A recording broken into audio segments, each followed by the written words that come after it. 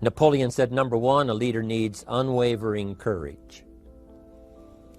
And I don't know if I totally agree with the unwavering part of this or not, because sometimes our courage does waver a little. You know, bend but not break. You know, courage mounts up, and then sometimes we have the doubts that creep in, and we reach a little deeper to find that courage that overcomes our doubts and our fears. So I would probably debate a little bit with Napoleon on this unwavering courage, because sometimes courage does waver. But as long as it stays, as long as in the end there it is to serve you, the courage to do what you didn't think you could do, the courage to step into territory that might be a little unfamiliar, the courage to talk to somebody you don't know, the courage to attempt conducting a meeting, the courage to give your first testimonial, the courage to, you know, solve problems you couldn't solve before, that kind of courage. The courage to stand up when it's sort of dark in your corner, the courage to do it when it isn't going your way, seemingly.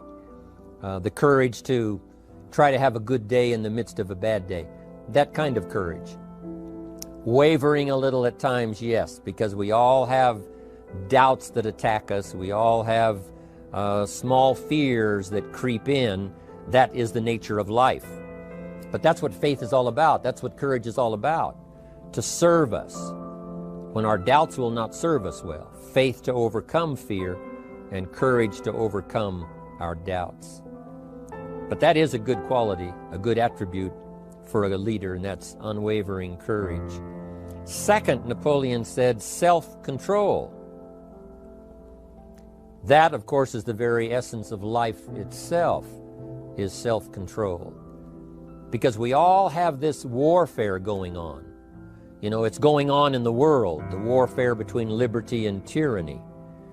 In our own body, the warfare between health and illness, the struggle is on. The struggle between light and darkness, the struggle between good and evil. I call it opposites in conflict. And as soon as you're born into the world, as soon as you find yourself and discover yourself on this spinning planet headed somewhere, you know that this exists. To be a civilized society, we must drive the dark side of our nature into a small corner and let the positive side flourish. Early, we must learn to exercise self-control. Power is a wonderful thing, but it must be exercised properly. It must be exercised to benefit and not to destruction. So self-control is certainly necessary to be a strong leader, so that you can become the best example. The example of having your temper well managed, to having that dark side of your nature under control. The best example of choosing wise words and not being careless, that kind of control. Control of your appetite, control of your desires, so that they fit into the positive side of life and not the negative side. Self-control, very important. Then he said a leader must have a keen sense of justice. How very true. Justice we become familiar with, you know, even when we're small. When certain things that happened or were done to us that something told us that wasn't right. Someone did us wrong. We have that sense of right and wrong, and it starts very early. Then we have to have that sense of utilizing what's right and what's wrong so that we develop this sense of justice, this sense of being fair, this sense of being on the positive side, on the right side. To minimize a person's mistakes, they need to have this sense of justice. We have to have justice when we're building an organization. You know, what's fair, what is a good balance. The marketing system that Mark put together has to be fair for everyone. If you have a customer and you take care of that customer, someone else cannot come along and take that customer. The same is true with a distributor. Certain rules and regulations, so that all of us have a chance to fit within this framework of fairness, justice, and what's right. Otherwise, enterprise cannot work. Otherwise, we have what we call, in a political sense, anarchy, where there is no justice, when might is the order of the day, power is the order of the day, not the law, not the rule, not what's right, but power. And we would all dismiss that. It's been a catastrophe in the last 6,000 years, the governments that resorted to power instead of democracy, that resorted to intimidation instead of freedom. And we all know the terrible toll that that takes. But it takes a toll not only politically in a country or politically around the world, but it takes a toll even in enterprise. It takes a toll in school if a teacher is unfair. It takes a toll in working on a team where someone is unfair, or where the leadership is not fair in the administration of justice. So this is true, a keen sense of justice and what's fair and what's right. Part of this we have to learn as we go. You know, you don't have it all the first year. You haven't got it all the second year, the third year. After all the years that I've, been around, both as a human being and as a business person, we're still, even at these years, trying to decide what's best, what's fair, what's right, to give balance to our life and to build on a firm foundation for the future. So I agree with Napoleon. Good idea. A sense of justice. Here's another one, he said. Definiteness of decision. Indecision is the thief of opportunity. If you don't decide, the opportunity could slip away. If you don't decide what you're going to do today, the day could get away and you're not very effective. I talked about in my recent travels about time management. And here's one of the best ideas of time management. Don't start the day until you have it finished. Is it possible to finish the day before you start it? And the answer is yes. If you don't finish it to the best of your ability, have some idea, some good plan, sure enough, the day escapes. And in the morning you say, let's see, what should I do now? In the afternoon you say, hey, time's getting away from me, what should I do now? And now most of the day is lost. Most of the day escapes not being utilized and doesn't work for you simply because you didn't make those decisions early, at the early part of the day. The decisions we make in the early part of our life sometimes last for a lifetime. The early decisions that you make about what you're going to do with your life as far as Herbalife is concerned, those decisions are vitally important. If you neglect them and don't make them, sure enough, the time passes and the opportunity sometimes is diminished, and sometimes you spend a lot of time now catching up simply because you didn't make those early decisions. So it's the decisions at the first of the day, it's the decisions at the early part of the month, it's the decisions at the early part of the year that greatly determines what kind of year you're going to have. The decisions you make in the early days of your marriage, sometimes those are the decisions that affect the marriage for a lifetime. The decisions you make at the first chance you see opportunity, those decisions, what you're going to do with it, how far you're going to take it, what it's going to be meaning to you in the years to come. Those early decisions are vitally important. Then we need decisions to correct poor decisions, to overcome our mistakes. It's possible, of course, for all of us to make unwise decisions. And at the end of 1 year, at the end of 1 week, 1 month, or at the end of a few years, we say, that decision cost me too much. Cost me a lot of time, cost me a lot of money, cost me maybe a good relationship, cost me a chance to be productive. But as long as you're alive, there's still a chance to use new decision power to correct the mistakes of decisions that were bad in the past. All of us have the opportunity to do that, but I think Napoleon was right here too. You got to be definite in making decisions so that the opportunity doesn't pass you by. Take advantage. Here's the next one. Napoleon Hill said, a good leader has definite plans.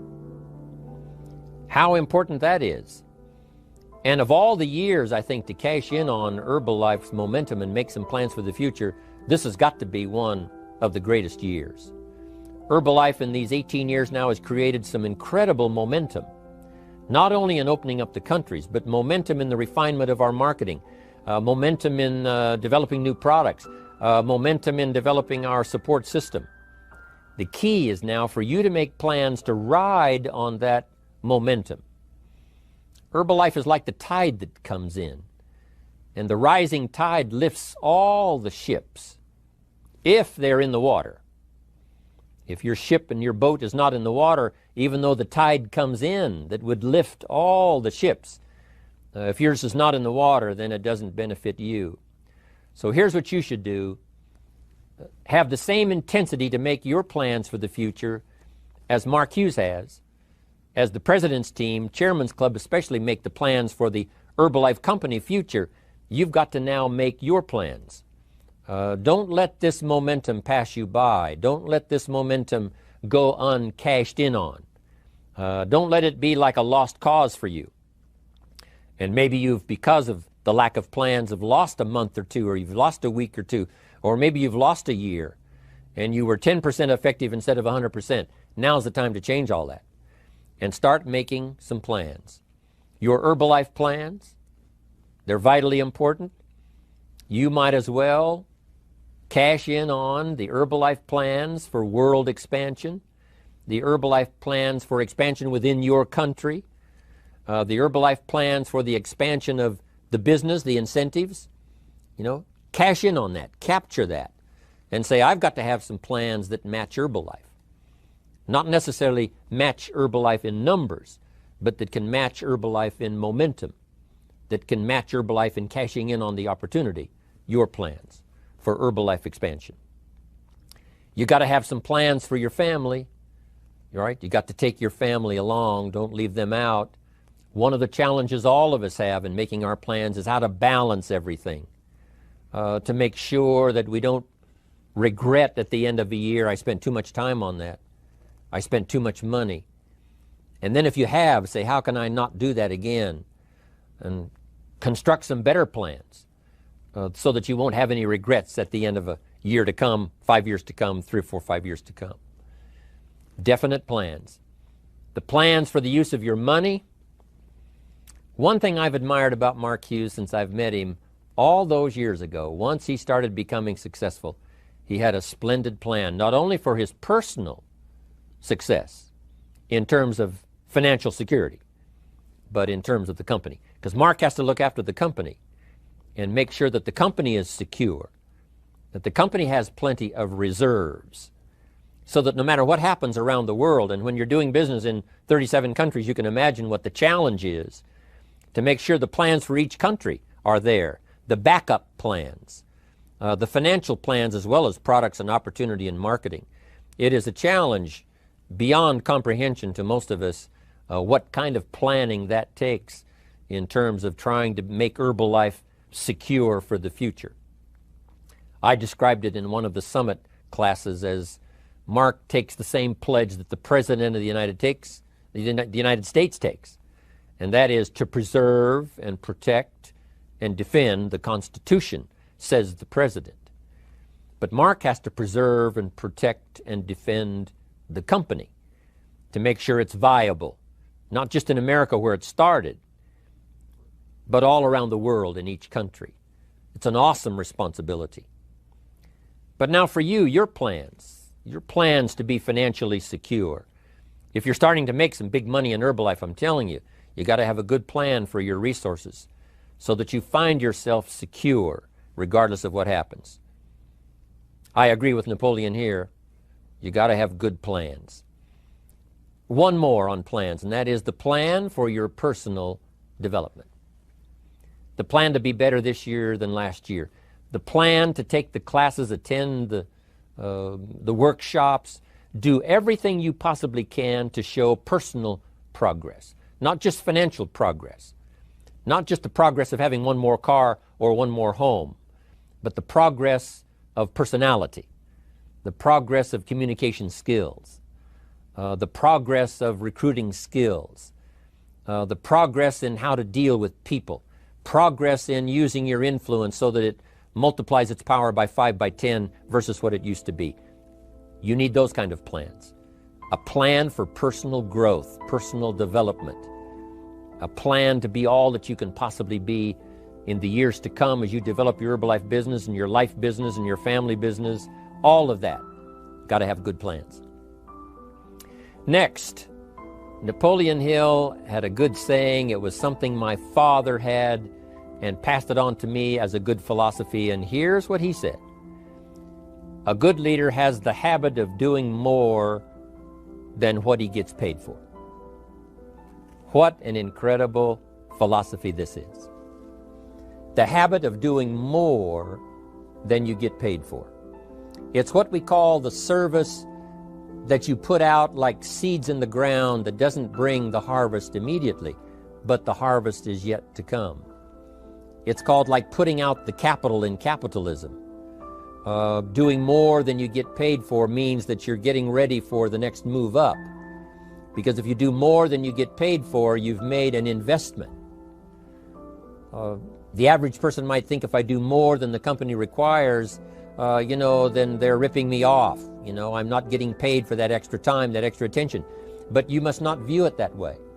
You must say, I'm getting there a little earlier, staying a little later, as an investment in my own personal future. Because I want that kind of reputation. I want that kind of philosophy to work in my life. Do more than you get paid for. And this philosophy works incredibly well in Herbalife. You make the Herbalife sale of the Herbalife products. Now you must do more than you've gotten paid for. Right? They've got the product, you've got the money. But you can't stop your investment there. Now you must develop the investment in time, effort, and energy in turning that new customer into a testimonial. And sometimes that's the most difficult work, the work after the sale. Because the sale might be fairly easy. Someone says, hey, I've been looking for this product, I need it, here's my money. But now you've got to stay with them, make sure they don't just buy the product, but that they use the product. And that they don't just use the product, they keep using the product. That's the work after the sale. But if you learn to make that kind of an investment and do more than you get immediately paid for, the payoff in the future can be fantastic.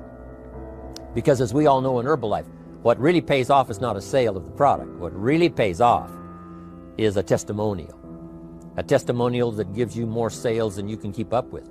A testimonial that takes you places you could never go by yourself, introduces you to people you'd never see on your own.